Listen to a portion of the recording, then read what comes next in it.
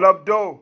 Welcome to another episode of your favorite podcast, MRB Podcast. It's Madiba here again, and today I'll be reacting to the Premier League match day 34 results, and also previewing match day 35 as well. And majorly, finally, guys, Chelsea finally won a game. Like, I don't think you guys heard me. Finally, Chelsea finally won a football match. It was about them time. Finally, Frank Lampard won a game as a Chelsea manager since he came back. I think it was about them time. It wasn't a vintage performance, but all we care about as a Chelsea fan is we care about the win. It's been a long time coming. You know, Chelsea hasn't won a game in the last 9 matches, so it was great to finally win a match. It wasn't the best of performance, but I think from the starting 11 you could see like there was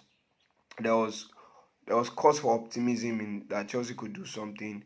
I think the selections they made were moving forward should be the selection they should continue to make in terms of giving the young players opportunity or giving the players that their future are decided or their future lies with the team.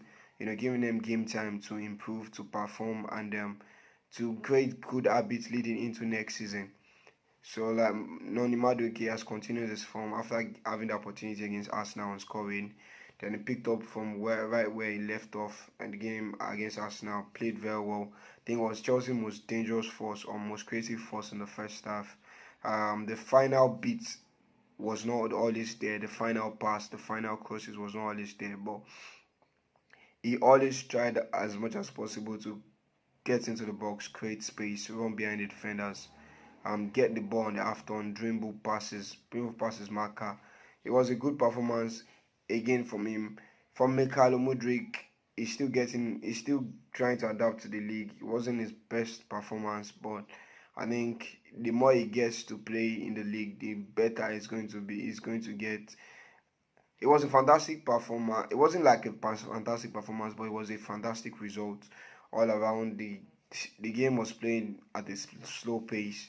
I think Bournemouth was trying to fasten up the pace, but Chelsea was with Enzo Fernandez in the midfield. Chelsea was able to control the tempo of the game.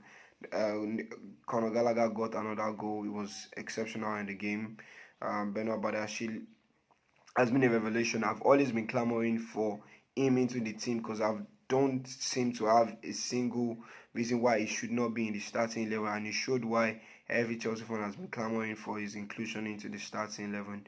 Had a good game, scored his first goal for the team. Apart from even the goals, he had a fantastic game. Long passes, long range passes, interceptions, crosses. He had a good game all around. Thiago Silva was vintage Thiago Silva as usual. Maybe he was lucky not to have given away a penalty, but apart from that, it was a good game in general. It was a good game all around. N'Golo Kante with an assist. N'Golo Kante was always going to run and press for days, which he did. It was nice to see Sterling and João Felix coming off the bench to impact the game. It was nice to see Hakim Ziyech coming off the bench into the game and impacting, making the assist for Benoit Badiashile's goal, which was very important because Bournemouth were starting to build up ahead of steam, leading into that point in the game until Ziyech delivered a fantastic set piece in for Benoit Badiashile to score. Then we have to also give credit to Raheem Sterling coming off the bench, giving the assist for João Felix's goal. All in all, it wasn't a vintage performance, but hey, Chelsea finally won a game, so like you can't argue against that, right? It was a good weekend generally for Liverpool. Picked up win as well. Liverpool now, this is their 6th game they've won in a row. You can see their form. They've gotten their mojo back. The players are fit. The squad is complete. They've gotten their mojo back, and everybody seems to be trending in the right direction. It was a good weekend for Liverpool. I think all around because Manchester United lost against West Ham. I think with West Ham beating Manchester United, that's all but confirmed that West Ham won't be getting relegated. It was a spirited performance from West Ham. I think Man United were flat. Attacking wise, there was not a lot of attacking endeavor for Man United. They just sat back behind the ball. Marcus Rashford is not scoring. He now has 4 goals and 2 assists in his last 15 appearances. Not forgetting that he was been on fire since before the World Cup, but I think for a month now, he has gone back to, I think, what we call factory setting. Manchester United is not in the best form right now, and if they are not careful, Liverpool is right behind them with a point adrift of them. But I believe Man United still has a game in hand. But with the form Liverpool is in now, you cannot write them off from getting the top four. But it's going to be a terrible season for Man United if they don't make the top four. Similarly, in that they've been in the top four all throughout the season. I think since maybe they've been in the top four since October. So for them not to make the top four at the end of the season is going to be a huge disappointment for them, and it's going to affect their plans they have for next season moving forward. And Newcastle against Arsenal was a fantastic game around. You could see why Arsenal are where they are on the position. Fantastic game. Jorginho was able to control the tempo of the game. Odegaard with a fantastic performance again, fantastic goal. Newcastle were a bit unlucky, created a lot of chances. Jacob Murphy hitting the crossbar, Alexander Isak hitting the crossbar, created a couple of chances for Callum Wilson, which he flopped. Joe Willock as well missed a couple of chances. Arsenal took advantage of the opportunities. They were lucky in a sense through the second goal, Fabian Schär home goal, sticking his leg out and putting the ball at the back of his own net. But it was a good performance from Arsenal. You could see why Jorginho was signed. Jorginho controlled the game, controlled the tempo of the game. He was always with the ball, and he was always picking up the right passes, and he was always slowing the tempo of the game down whenever Newcastle were trying to build up steam into the games.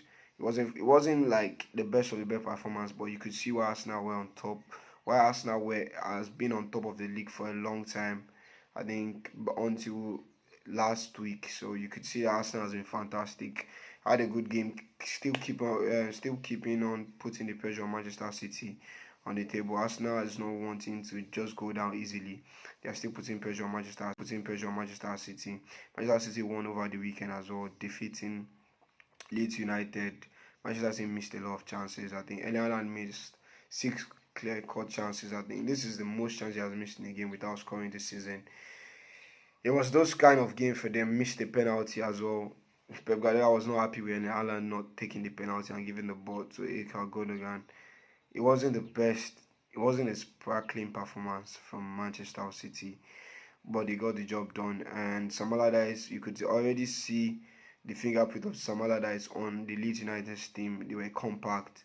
They were in the game. They ran a lot. They covered a lot of spaces. They didn't give up. They didn't lose their head. And they were able, close to the end of the game, they were able to claw a goal back to after the deficit, though they could not do the comeback. But you could see that it was encouraging signs, and you could see that they are positive. They can pick from that game, moving on to the next games. But all in all, it was a good week of Premier League football, where Wolves all but secured their, not all but Wolves have actually secured their stay in the Premier League next season, picking up a win against Aston Villa. It wasn't the best of games, but they had to do what they had to do. Scored from a set piece, and now they are staying in the Premier League. Same can be said for Chelsea, who finally won as well, all but securing their position in the league. And I'm looking forward to today, which is the relegation battle. We have a huge game, Brighton against Everton. Brighton looking to close the gap on Liverpool or the top four. I mean that they have 2 games in hand. So I will fancy Brighton to win at home today against Everton. On and on, it's been a great weekend of football.